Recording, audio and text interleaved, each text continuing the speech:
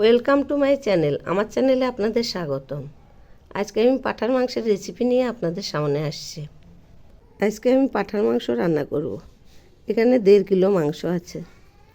এই যে দেখুন, মাংসগুলো সব ধুয়ে নিয়েছি। এখানে পেঁয়াজ আর রসুন আছে, আর এখানে মশলা বাটা। এর মধ্যে জিরে, আদা, ধনিয়া, রসুন বাটা, শুকনো লঙ্কা বাটা, এগুলি সব এর মধ্যে আছে। এবার কড়াই বসিয়েছি। এখন আমি এর মধ্যে 250 গ্রাম তেল দিলাম।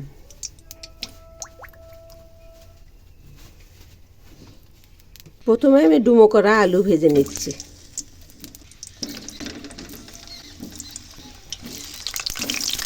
এখন আমি এর মধ্যে সামান্য একটু লবণ দিলাম। এবার নেড়ে দিচ্ছি।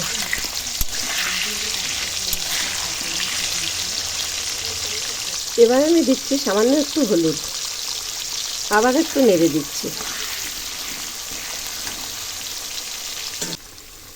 আলুগুলো আর একটু ভাজা হবে।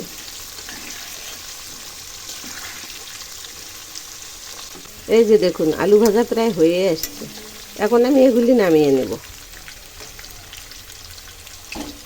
এভাবেই সবগুলো নামাবো।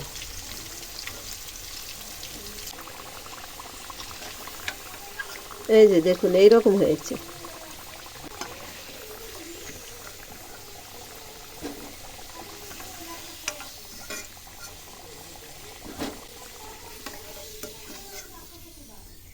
এখন আমি একটা শুকনো লঙ্কা ফোড়ন দিলাম, আর দিচ্ছি অল্প পরিমাণ জিরে, সেই সঙ্গে দিচ্ছি একটা তেজপাতা।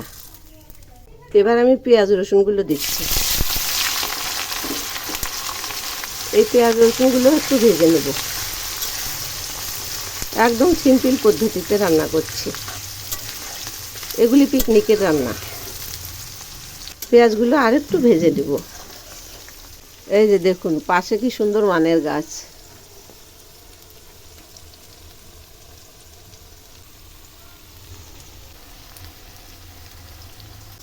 আবার একটু নেড়ে দিচ্ছি।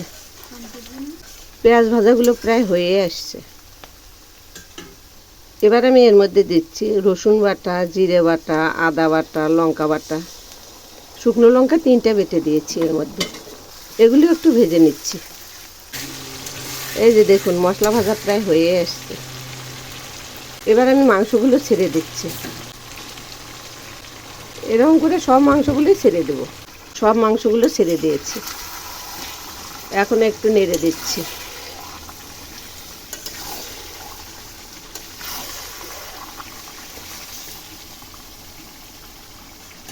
এখন আমি স্বাদ মতো লবণ দিলাম, আর দিচ্ছি পরিমাণ মতো হলুদ। সেই সঙ্গে দিচ্ছি অল্প পরিমাণ লঙ্কার গুঁড়ো। এখানে 2 চামচ মতো লঙ্কার গুঁড়ো দিলাম। ওই জিরা বাটার সঙ্গে আরেকটু জিরের গুঁড়ো দিলাম, কারণ মাংস অনেকগুলো, সেজন্য একটু জিরের গুঁড়ো দিলাম, তাহলে টেস্ট হবে। এবার আমি নেড়ে দিচ্ছি।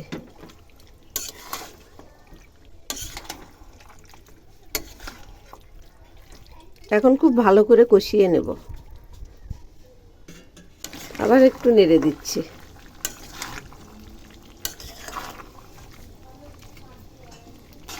আর একটু কষানো হবে, অনেকটাই জল বেরিয়েছে। এবার আমি এর মধ্যে আলুগুলো দিয়ে দিচ্ছি। আবার একটু নেড়ে দিচ্ছি।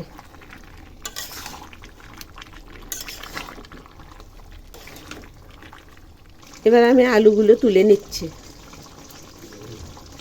এগুলি সেদ্ধ হয়ে গেছে।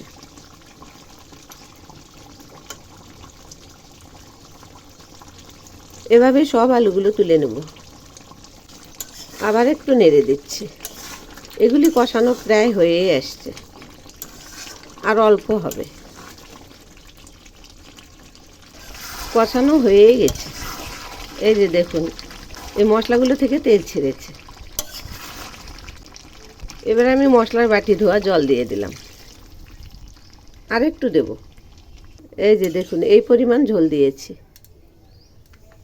এগুলি অনেকটাই ফুটবে, একদম মাখা মাখা হয়ে যাবে। ঝোল একটু একটু ফুটছে। এখন আমি একদম আঁচটা কমিয়ে দেব, যাতে ধিকি ধিকি জালে হয়ে যায়। আর ধিকি ধিকি জালে সেদ্ধ করলে সেদ্ধটা খুব ভালো হবে। এগুলি আরও কিছুক্ষণ ফুটবে। একটু নেড়ে দিচ্ছি। এই ঝোলটা যখন মাখা মাখা হয়ে আসবে তখন আমি আলুগুলো দেব, কারণ আলুগুলো সেদ্ধ হয়ে গেছে, এখন দিলে গলে যাবে। মাংসগুলো আবার একটু নেড়ে দিচ্ছি। এই যে দেখুন, মাংস সেদ্ধ প্রায় হয়ে আসছে। এখন আমি এর মধ্যে আলুগুলো দিয়ে দিচ্ছি, আবার একটু নেড়ে দিচ্ছি।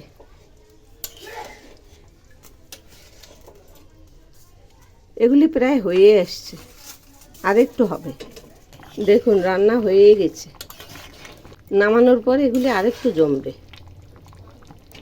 সব শেষে আমি এর মধ্যে দিচ্ছি গরম মশলার গুঁড়ো।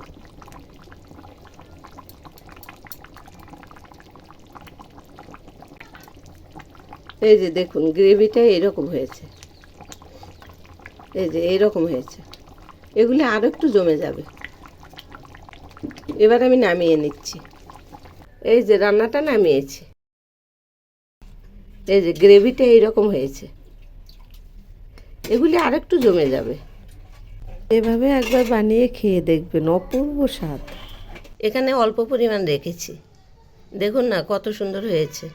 এভাবে একবার বানিয়ে খেয়ে দেখবেন, অসাধারণ টেস্ট। ওই বেগুন ভাজা হবে, সঙ্গে এই মুসুরির ডাল হয়েছে। এই যে এইরকম ঘন করে করেছি। আর সেই সঙ্গে তেলাপিয়া মাছের ঝোল। এগুলি লঙ্কা চেরা ঝোল করেছি। আর এর সঙ্গে কাতলা মাছ ভাজা হবে। এই যে এখানে মাছগুলো নিয়েছি। এই যে বেগুন ভাজাগুলো নামিয়েছি। আর এ পাশে মাছ ভাজা।